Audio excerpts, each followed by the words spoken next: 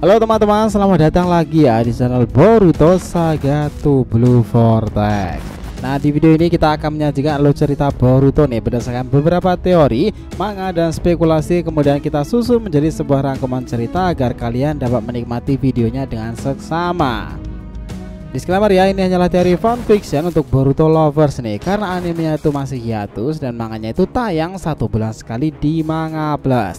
Jadi mari kita lanjutkan alur ceritanya. Video sob, alhamdulillah nih ini sudah road to ribuan subscriber ya. Jadi bantu makin bertumbuh lagi dong dengan subscribe dan juga nyalakan notifikasi loncengnya ya. Karena juga ini berkelanjutan biar nggak miss nih. Tonton dulu video kita sebelumnya yang ini ya. Jika sudah, mari kita lanjutkan ceritanya.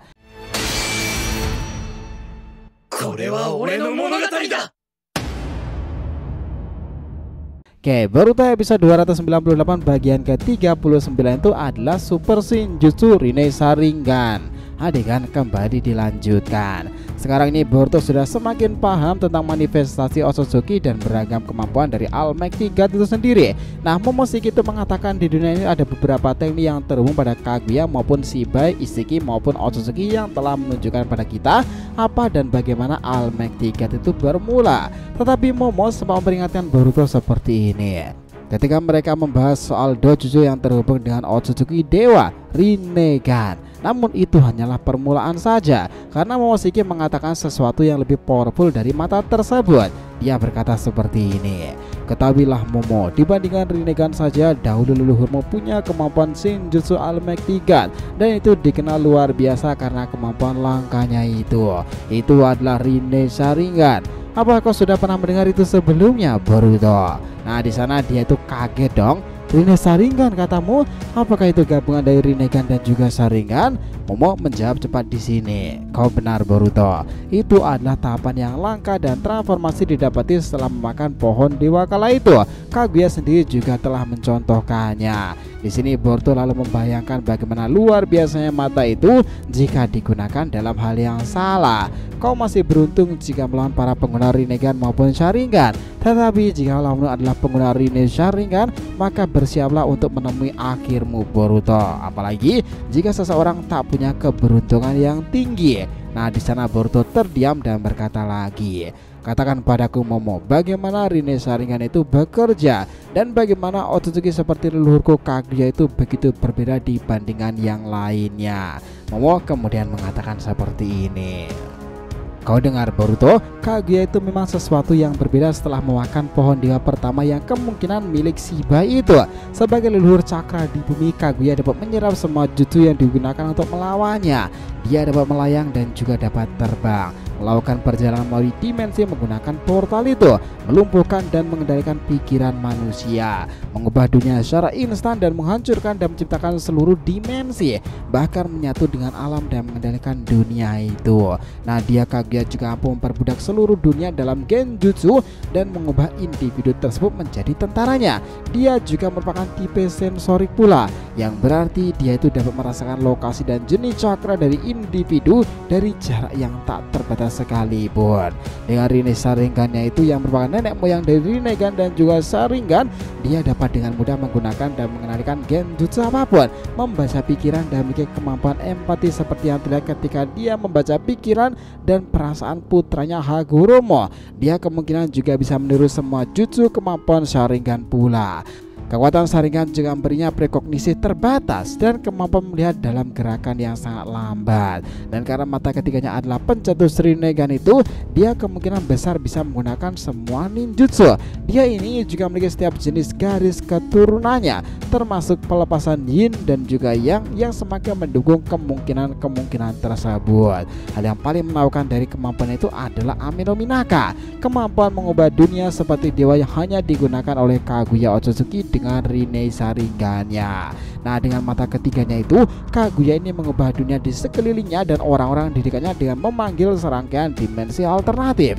Dimensi yang dapat dia ubah adalah dimensi berisi lava, dimensi es, dimensi dengan lautan asam, dimensi gurun, dimensi dengan medan berbentuk piramida itu, dimensi gravitasi tinggi, dan dimensi inti pegunungan yang menghubungkan semua yang lainnya itu bersama-sama. Perpindahan dimensi sendiri itu terjadi hampir seketika dan karenanya tidak mungkin dihindari. seseorang tiba-tiba mendapati dirinya terjatuh ke dalam dunia lava atau tiba-tiba membeku di lereng gunung itu. Kakashi menyatakan bahwa Kaguya dapat menulis ulang semua aspek dalam alam ini dan menjadikannya kenyataan yang ia bandingkan dengan penciptaan Genjutsu itu.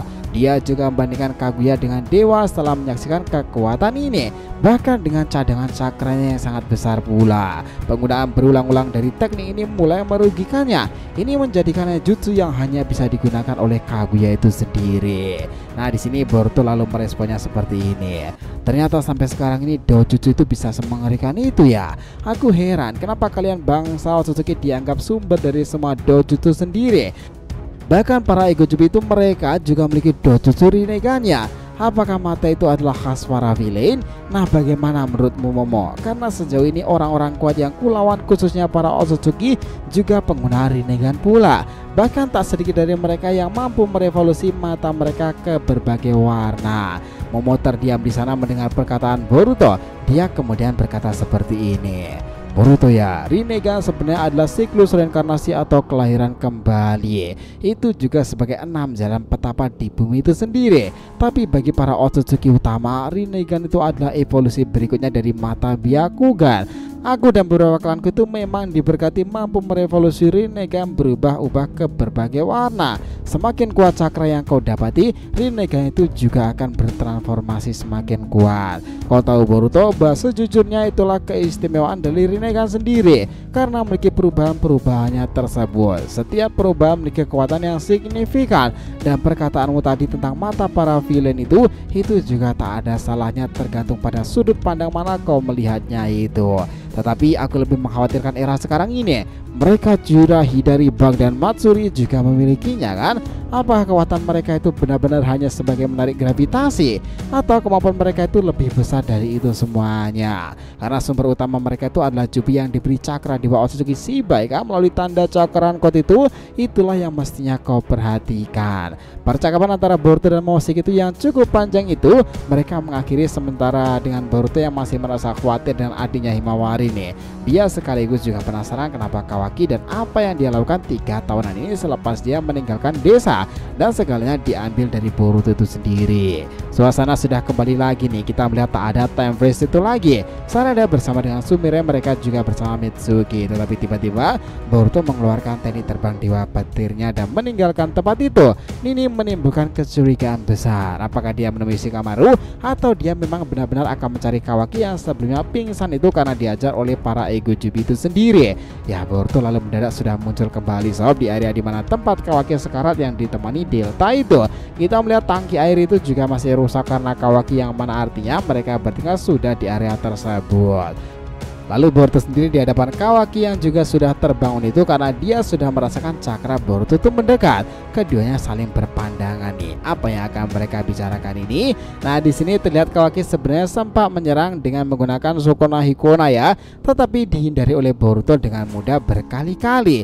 Bahkan Boruto tak tampak menggunakan pedang Kusanaginya loh, dan ini menimbulkan ketegangan sekaligus rasa penasaran dalam kisah selanjutnya. Oke. So, terima kasih banyak ya telah menonton Boruto episode 298. Bagian ke-39 ini adalah Super Shinjutsu Rinne Sharingan. Jangan lupa untuk like, komen, dan subscribe channel ini ya, agar terus berkembang sehingga kita selalu antusias nih memberikan alur Boruto paling menggelora. Tentunya di channel fans teori favorit kalian, Saga to Blue Vortex. Oke, have a nice day nakama, see you next time, and salam shinobi.